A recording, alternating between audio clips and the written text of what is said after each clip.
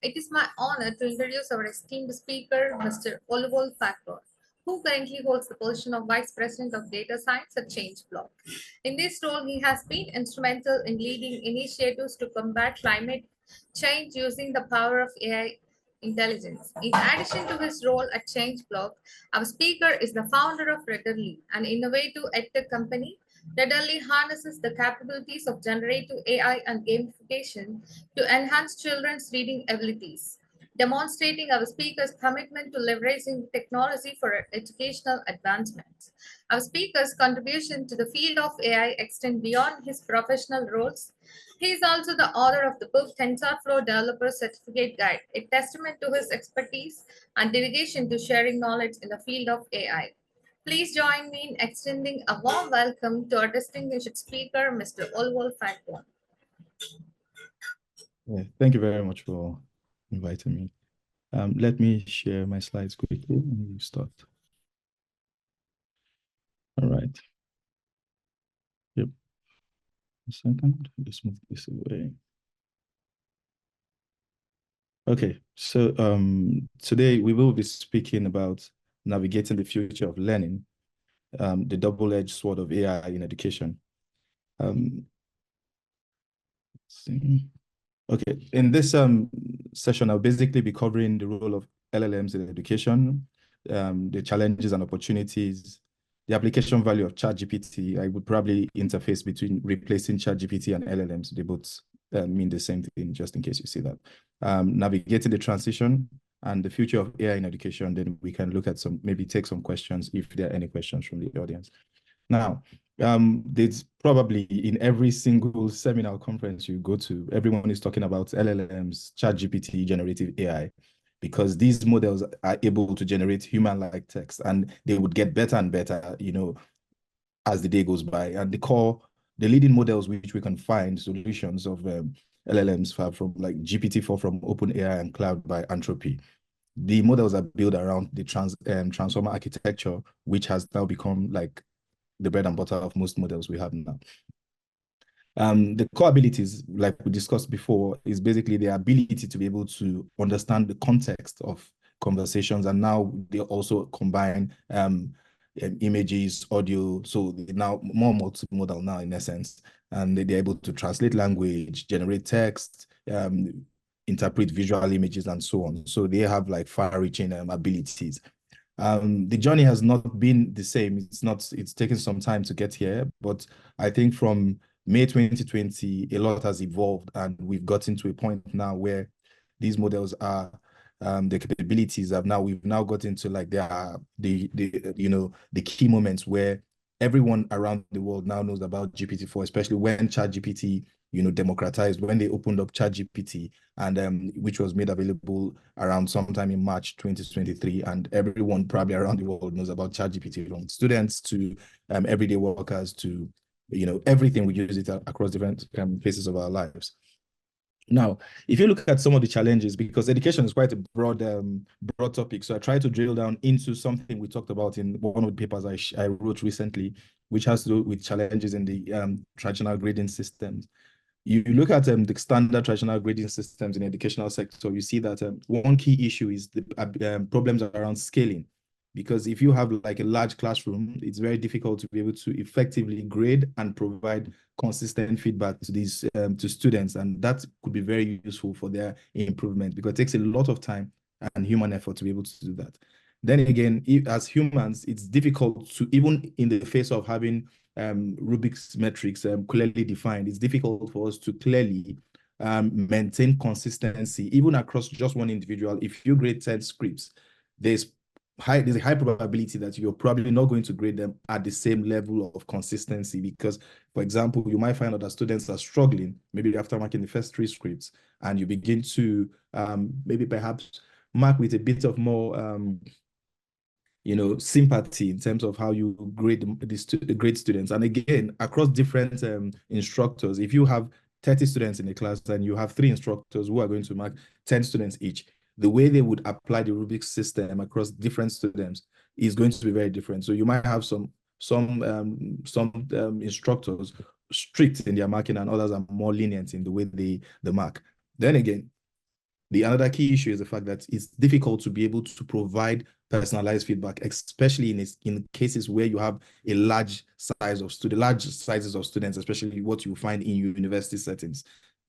So that's a problem. Another issue could be when you know the students and you know their ability, it's difficult. You might already have a preconceived opinion towards the student. This might not be intentional, but these things happen. So that's the problem you find in some of these traditional grading systems.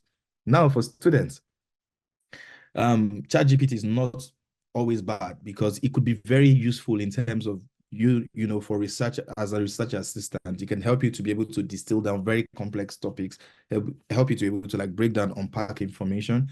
It can be very useful when you're using it to like structure grammar, your writing style, improving your writing style, and things like that.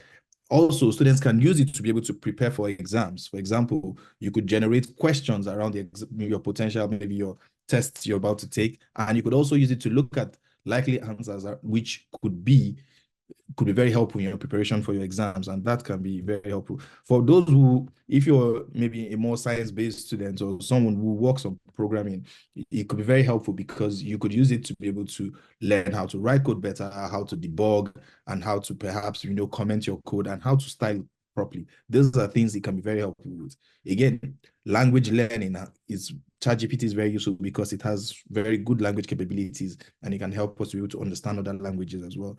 It's a very useful tool as well for brainstorming ideas and putting them together. For example, you're preparing for a project, you could use it to be able to begin to create that first pass around your project and look at ideas which you can create.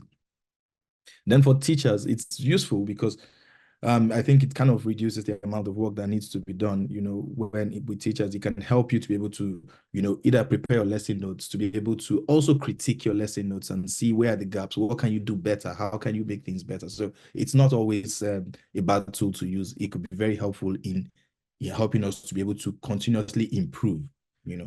Again, it could support across different educational spectrums. You could use it for to be able to create personalized learning paths for different students. It can help with grading systems, especially when we use it in a very collaborative manner. So those are some of the benefits it can provide to tutors. But again, just like everything, it always has the two sides, where the good side and some of the other issues. It's because of his ability to generate these high quality texts. There are a lot of issues around academic dishonesty, plagiarism that has popped up in recent times because of the ability because of democratization of AI, where everyone and anyone can access tools like ChatGPT and the likes to be able to use them on a daily basis. Then another problem can creep up, which has to do with dependency and over-reliance. It gets to a point where, as a student, you might always be sucked into always using it, even for the most simplistic tasks that you could have naturally done by yourself without having to depend on a third party. But now you're over-reliant on tools like ChatGPT. Then it could also affect the way we go after knowledge, the compartmentalization of knowledge, because students will now be more keen on focusing on how do I answer questions rather than gaining knowledge, rather than understanding the topic in a broad perspective. It just narrows down to just passing exams. And that's a critical problem that needs to be addressed. Then these tools, again, disrupt the traditional educational system. Yes, the traditional educational system has issues, but it's not everything that's bad about it.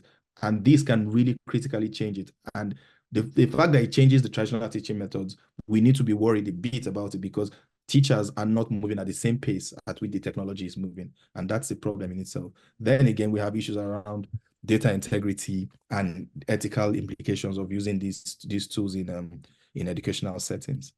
Also, again, one issue that you might also find is the variability in students' response.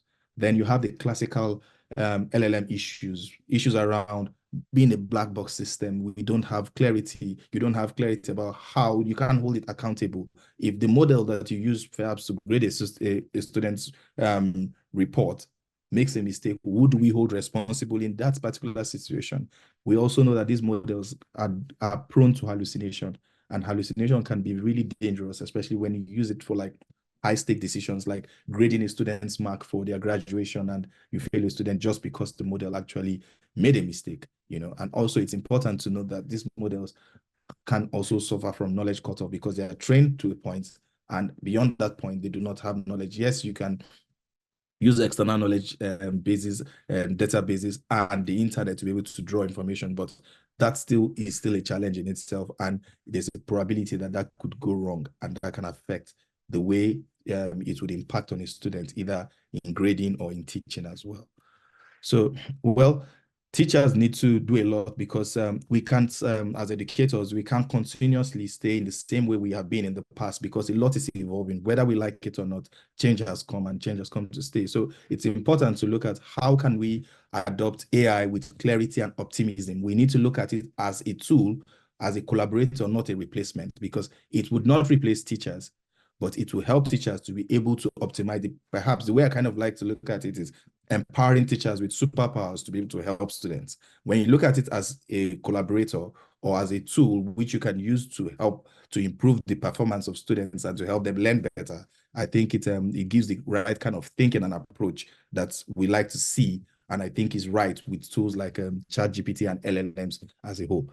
Then the collaborations, once we continuously promote that collaboration, where we do not look at these tools as autonomous agents that will replace teachers, but will collaborate with teaching and help simplify the whole process. I think we are beginning to look at the problem and beginning to work towards getting the kind of solutions that will help in the educational sector in terms of the use of AI in education. Some key statistics which I found from Forbes, and I think they're quite interesting. And this was in 2023. You can imagine what it is now in 2024, where you have about 48% of students have used it for their home test. I'm sure that number is way much higher now. And 53% wrote their essays with ChatGPT. And there's a large opinion around universities and colleges to ban ChatGPT as of last year. And because the legislations as well are not coming quick enough and no one really knows what to do in many instances, it now lies on it probably in many of the universities and educational institutions to take decisions on what can be done with these tools and what is not applicable and what should not be done. So that in itself, it's a gap again in this particular scenario. But the awareness is growing, and I'm sure it was 82% of college professors were aware of ChatGPT, but now that probably should be close to 100, if I'm just speculating anyways, but I think that should be way much higher now. You have 72% of those out there of them are aware that there's cheating with ChatGPT. A lot of students are doing less and less work these days with these tools. So it's a big problem which needs to be addressed, and because the technology is continuously improving and evolving, even with tools that we use to detect AI writing and all that, it's still a problem. And that is why there's a continuous need to look at this topic, especially the use of AI in education and how it will impact on learning and education and the growth of knowledge, and in now and in the future as well. So, well, some of the in the future of education, some of the things I think is important is LLMs can really play a very significant role in grading, because if you look at the traditional grading system, it suffers from core issues of scalability, consistency, personalization, and feedback, which is very important for students learning and improving. Then we can use these tools to be able to continuously evaluate and give a balanced outcome for each student. And that's very useful, and provide feedback as well. And again, I think AI can provide them a wide scale access to education, especially if you're from a developing country where education and the internet is still not at full scale. Tools like LLMs can also be useful, because especially when you build on the edge device learning tools where people can learn even without the internet as well. So these kind of tools can provide high quality feedback, can provide supportive learning for individuals across these countries, and can provide them in their native languages as well, which is very useful. Some of the early deployments have shown promising results for some of the researches I've seen and I found, some of the works we've done as well at Ridley has shown that yes, these tools can be very useful, and we can see measurable growth in performance of students, because we kind of did like a closed system research where we looked at a couple of students and looked at the performance without and with the use of some of these AI tools that we've put in play. Then beyond that, it's also important to address the bias and privacy, because these models are only as good as the data they trained on, and the world is inherently biased. And the problem is, if we try to say we want to crush the bias or negate the bias in itself, The question is what is wrong and what is right. It's really hard. It's such a gray area to arrive at a conclusion at what is acceptable generally and not, because laws and opinions vary across countries and people and religious beliefs as well. Then, well, what is critical for me, I think, is we looking at these tools as a collaborator with teachers. Because the way I see AI empowers us to become superhumans, to be able to optimize as human beings, and teachers and educators should not be left out, because these tools can empower them to be able to help improve the way we learn as individuals, as students, and as educators and researchers as well. So that's my view. That brings me to the end of my presentation. If there are any questions, opinions, suggestions, please feel free. And you can as well connect with me on LinkedIn, or you can send me an email with my email right here. So thank you very much for your time. Thank you. Thank you, Mr. Oluwole. Chad, it's good to see you. I do have one. It's really a comment, more of a comment. Yes, I get this, but I think the idea behind the whole thing is testing. We need to change the way testing is done, because obviously this thing, because I mean I'm also I'm in my 40s, so basically when I went to school, you did the exam, but there was one class that I did absolutely great in. The one, yes, you have because you have the testing framework, we had to do assignments, we had to do final exam, but during that whole time, he guided us how to pass the exam and how to do that sort of thing. The grade was irrelevant. The issues is the techniques that we learned in that class. And that was the focus as opposed to that. So I think we need to move away from the whole idea that testing is what validates understanding. We need to be able to get insights and be able to apply it more. That's just my take on it. I think we share the same opinion, because I see education as applied rather than testing. Because if you ask me what you've shown me, basically I'm just regurgitating what you've told me. You've not learned anything new. Exactly. But when it's not applied, and that's why I see that Elon Musk took his children out of conventional schools, and that's the truth, because the old ways of doing things have to evolve. The technology cannot continuously evolve, and we continue to remain the same way in the educational system. That in itself is a big flaw, because if you look at every other industry, sometimes we kind of blame it on funding, because you look at most of the industries, a lot of funding go into like finance, a lot of funding goes into healthcare, a lot of funding goes into sustainability. But education is not such an appealing environment for many investors, and I'll tell you why. Because it depends on students' interest, and education has somehow become something that students do not find enjoyable largely. And that's why it is something they want to do quickly and get off of it to go into something more enjoyable. And that's what most of the educational apps are trying to do. They're trying to make it fun. Trying to gamify them. They're trying to make them interesting for students to enjoy them, because the moment you lose that engagement, students are off. So that's why it's difficult for investors to want to put in their money there, because once that goes away, the whole investment is down the drain. And the ROI cannot be compared to like fintech companies or health tech companies. And without those investments and support, it's hard for the educational system to catch up in the AI race with other sectors. And the traditional classroom system, we all know, it's unanimously agreed these days that it doesn't work, because it doesn't prepare students fully for the job market in itself. And the job market is going to continuously evolve and shift with these AI tools. In fact, I used to tell people in some of the presentations I make that the next few years, you have more entrepreneurs than employees, because AI will provide so many autonomous agents to do so many tasks and empower us that become so superhuman that a company, a startup today, which in the past would have previously required maybe 10 to 20%, just needs one person with all these tools to be able to build solutions and to be able to solve problems that we could not imagine in the past. So that means we would now have more people building solutions on their own, even those without core AI expertise. Yeah. So that's where we are. And that means the education system has to prepare them for the world that they are going to step into, starting from now. So that's really important. Thank you for that point as well. Is there any other questions? Yeah.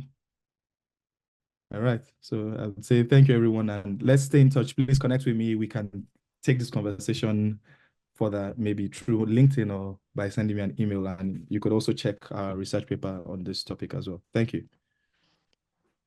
Yeah, thank you for your presentation. Thank you.